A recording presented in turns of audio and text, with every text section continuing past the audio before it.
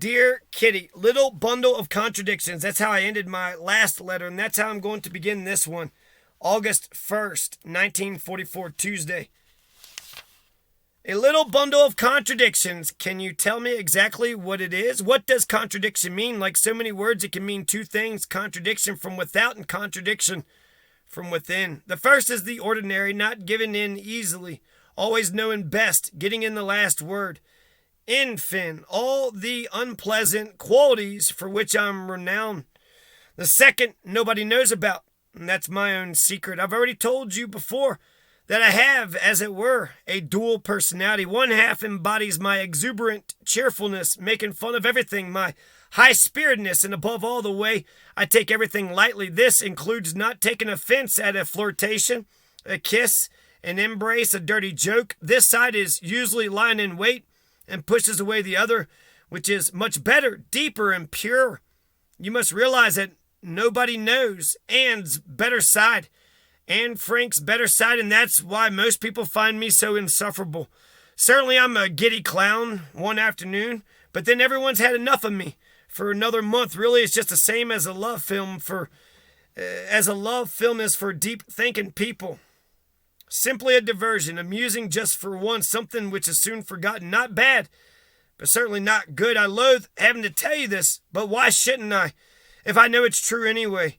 My lighter, superficial side will always be too quick for the deeper side of me, and that's why it will always win. You can't imagine how often I've already tried to push this this Anne away, to cripple her.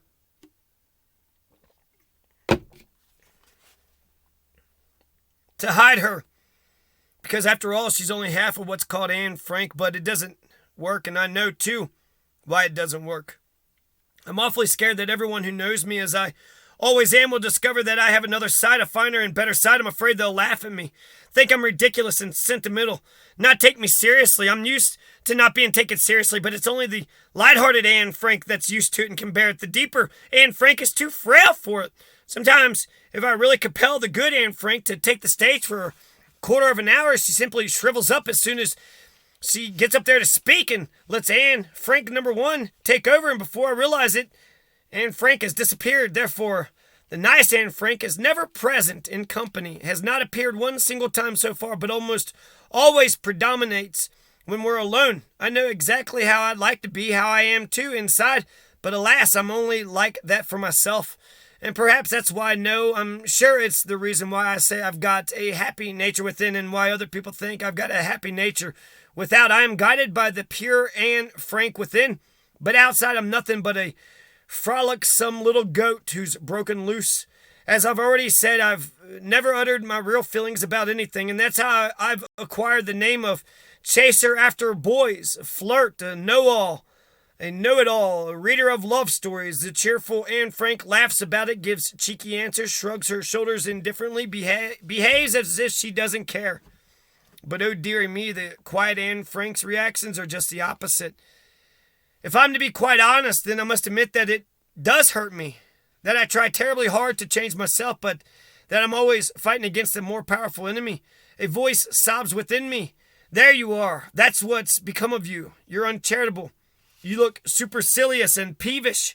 People dislike you, and all because you won't listen to the advice given you by your own better half. Oh, I'd like to listen, but it doesn't work. If I'm quiet and serious, everyone thinks it's a new comedy, and then I have to get out of it by turning it into a joke, not to mention my own family, who are sure to think I'm ill, make me swallow pills for headaches and nerves, fill my neck and head to see whether I'm running a temperature, coming down with the flu, ask if I'm constipated, criticize me for being in a bad mood. I can't keep that up. If I'm watched to that extent, I start by getting snappy, then unhappy, and finally I twist my heart round again so that the bad is on the outside and the good is on the inside, and keep on trying to find a way of becoming what I would so like to be, and what I could be if there weren't any other people living in the world.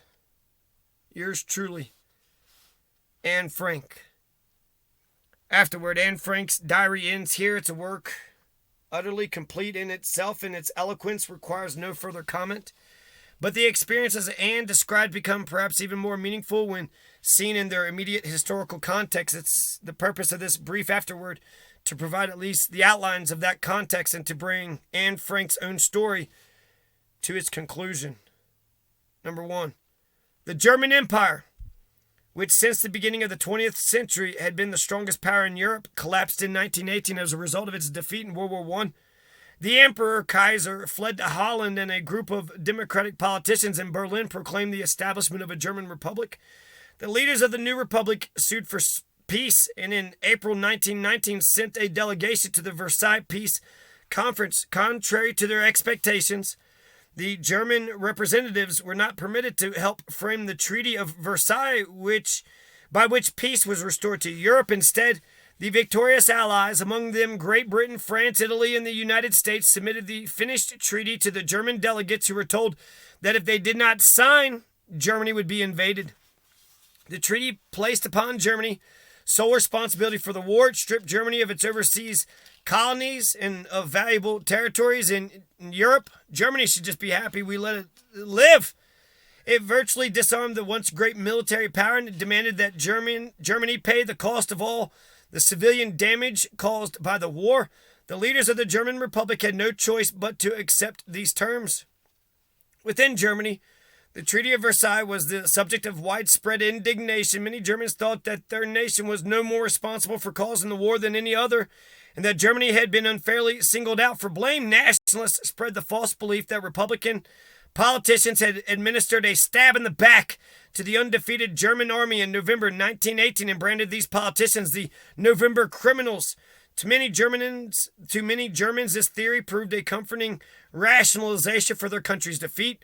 The new German government, which became known as the Weimar Republic since its constitution was drawn up at Weimar, faced a number of serious problems. One of these problems was its identification with the unpopular Treaty of Versailles.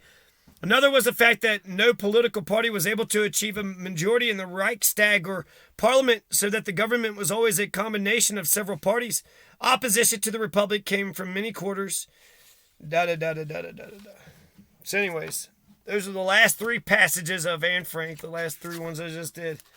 And I guess we'll start from the beginning next time.